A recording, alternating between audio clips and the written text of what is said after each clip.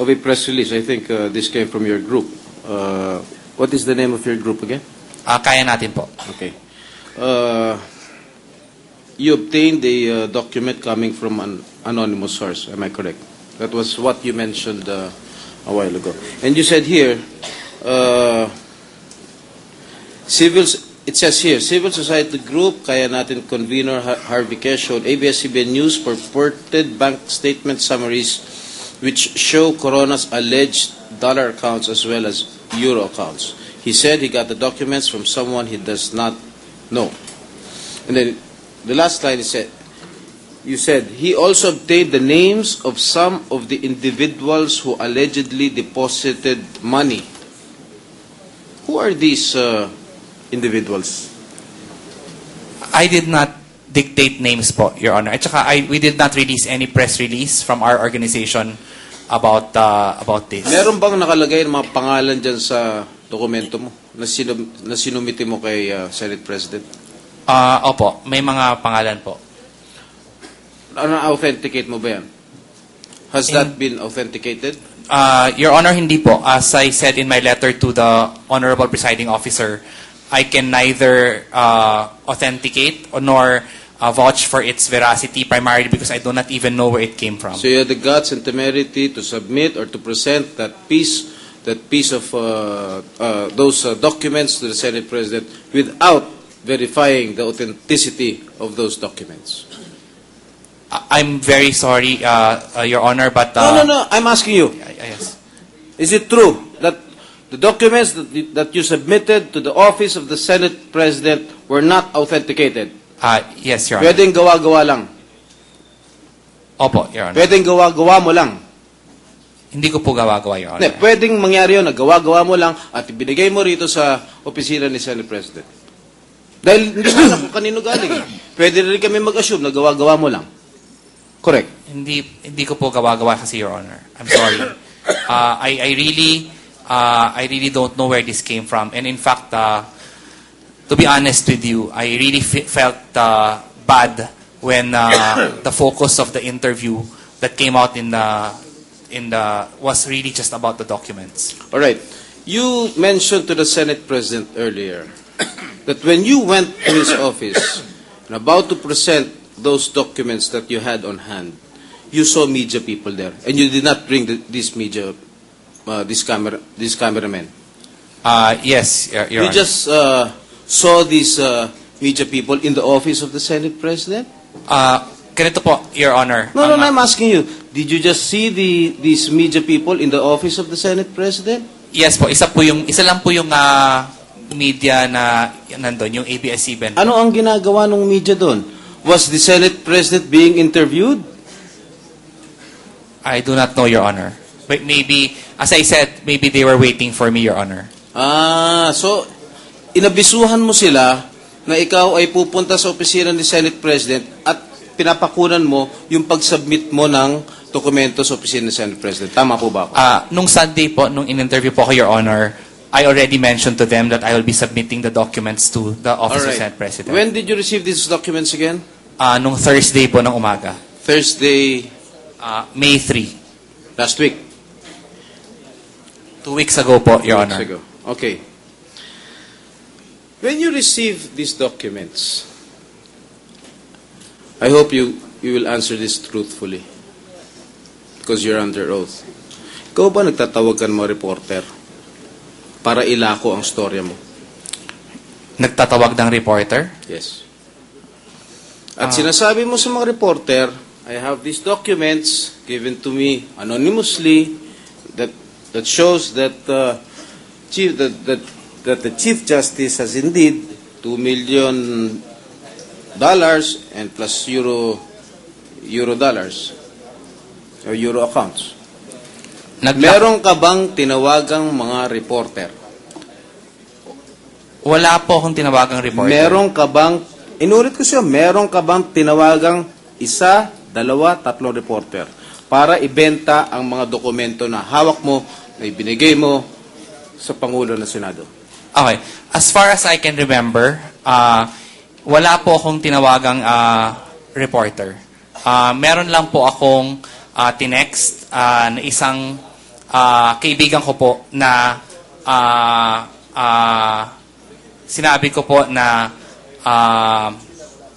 hindi ko po sinabi na na ganon. Sinabi ko lang po na I received these documents anonymously and that's it.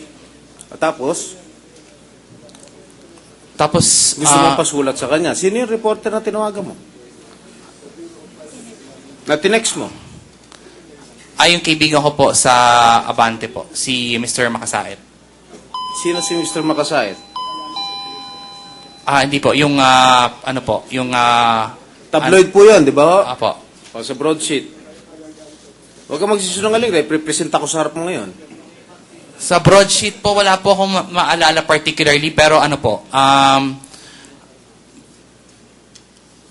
meron po akong nakausap about na, okay, ganito po, kasi ang interview po sa akin kasi last week, tungkol po sa mga $10 million accounts nung kay Ombudsman, yung reaction ko po.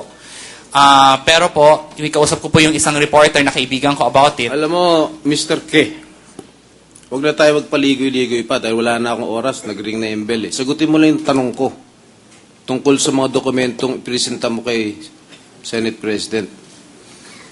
Meron ka bang tinawagan reporter sa broadsheet para inilalako mo yung istorya mo, yung dokumento mo, para masulat, para masira si Chief Justice Corona?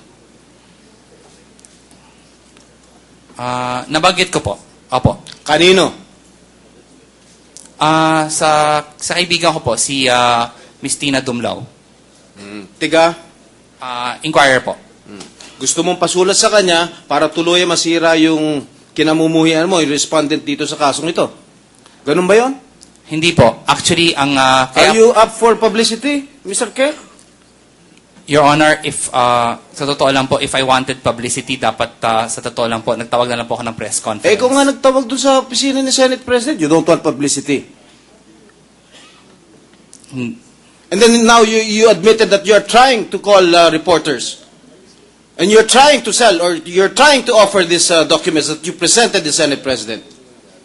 Those authenticated and verified documents. Sinungaling ka.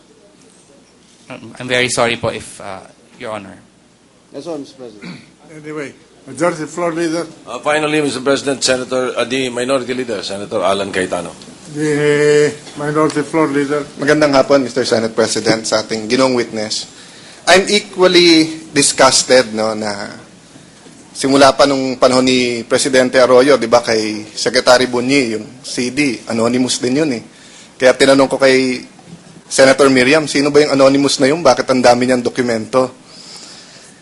Alam niyo po, ang problema kasi doon sa mga anonymous, lalo sa mga politiko, sa mga public servants, celebrities, ang tagal-tagal namin bubuuin yung reputation, gumawa ka ng 10 maganda, may lumabas na isang peking dokumento, nandun pangalan mo na Facebook, na Twitter, nalagay sa isang blog o na dyaryo na TV, kahit ipaliwanag mo pa later on, ang hirap na.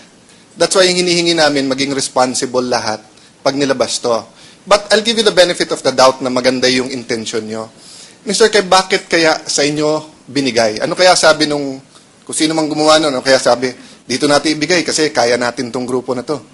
I mean, kasi bakit sa inyo? Dahil nung chairman ako ng Blue Ribbon Committee, nung minority leader si Senator Pimentel, pag may nagbigay sa amin, anonymous, we'll find a way whether to post it or to tell the media, meron to, pero hindi namin i-release. Papupuntahan namin ang abogado and we'll ask them to execute an affidavit kasi kung hindi, baka masunog ka. So hindi ko sinasabing nasunog ka, hindi ko alam kung totoo yan o hindi. No? But yung, siguro, again, in hindsight, yung responsibility, di ba? Yun ang point namin. But, Mr. Chair, Mr. Presiding Officer, I want to ask one question sa council, please. Just to clarify. Sa defense po. Go ahead, go ahead. Loud and clear naman po yung point nyo kanina, no? But ang question ko, Senator Pimentel and other senators nung ang prosecution pa ang nag-represent, tinanong namin theory nila so that we can understand yung mga ebidensya na lumalabas kung ano yung kwento o yung theory nila. I heard when you were saying the purpose for presenting this witness and previous witnesses, is the purpose to show that there is a well-orchestrated plot or plan to discredit the Chief Justice? Something like that. Tama po ba? Yes, Your Honor. From day one, since we presented Congressman Tobias Chanco, that has always been our theory, Yes. Your Honor. So, ang point ko lang po, assuming that to be true, I'm not saying it's true or not, but assuming that there is a well-orchestrated, whoever it is, politiko man o hindi, professional, hindi, bayaran man o hindi, na move to discredit the Chief Justice, ano po ang relevance nun vis-a-vis the evidence presented here? Di ba, regardless whether or not there is a professional or a orchestrated move to discredit the Chief Justice, the issue is whether or not he has assets that he did not declare dito sa SALN. Or are you leading to something else by saying this? So I just wanted to connect the two, no? Yes, Your Honor. Our theory is that all the evidence presented that will indicate that the Chief Justice did not disclose properties in his SALN are grossly exaggerated, unreliable, fabricated, or at the very least, Your Honor, illegal, comes from an illegal source. And therefore, Your Honor, it is our theory that this evidence would not stand legal scrutiny and would not be sufficient for a conviction of the Chief Justice. At hindi ko kayo pangunahan doon dahil may ebidensya pa kayong papakita doon. Opo. I just wanted to make the connection na even if there was a well-orchestrated move to discredit him, if there is evidence against him, then still he should be convicted. But if you're saying there is a planned off or there's a well-orchestrated move, plus hindi totoo yung ebidensya, that's something else, no? So I just wanted to make that clear. Thank you, Mr.